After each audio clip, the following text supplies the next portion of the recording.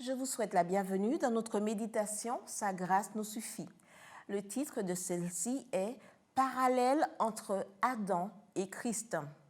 Cependant, la mort a régné depuis Adam jusqu'à Moïse, même sur ceux qui n'avaient pas péché, par une transgression semblable à celle d'Adam, lequel est la figure de celui qui devait venir.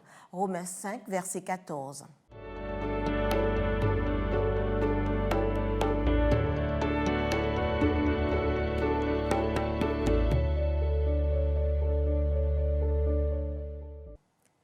Quelle est la plus grande découverte de l'histoire? Le feu, diront certains. D'autres diront la roue. D'autres encore l'imprimerie. Certains parleront aussi de l'ordinateur ou d'Internet. Mais Paul, dans Romains 5, nous présente les deux personnages qui sont à l'origine des deux plus grands changements de l'histoire. Le premier, Adam, et le second, le Christ. L'un est le plus grand vaincu, l'autre le grand vainqueur. L'un a connu la défaite, l'autre la victoire. L'un est celui qui a fondé la race humaine et l'a menée à sa perte. L'autre est celui qui la rachète et la refond. L'un nous a conduits à la mort, l'autre à la vie. Par l'un, nous avons perdu l'Éden et l'héritage éternel. Par l'autre, nous récupérons l'héritage et l'Éden. L'un a mis fin au bien, l'autre mettra fin au mal pour toujours. L'un vient de la terre, l'autre du ciel. La désobéissance de l'un a fait entrer la mort, l'obéissance de l'autre a permis de retrouver la vie.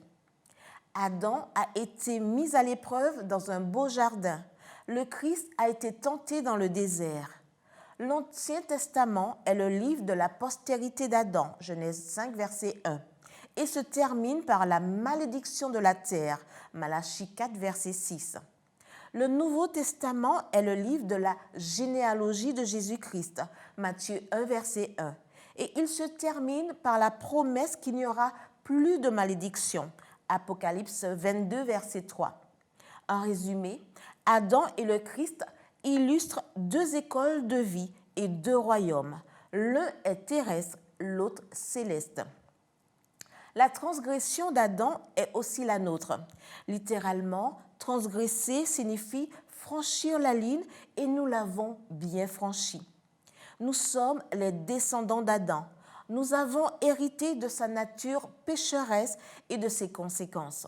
Mais le Christ a endossé nos péchés et a subi notre châtiment.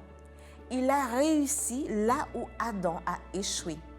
C'est pourquoi Satan est un ennemi vaincu et personne ne sera excusable de n'avoir pas participé à la lutte menée par le Christ, car il n'y a pas de raison pour que l'homme qui fait confiance au Christ ne soit pas vainqueur.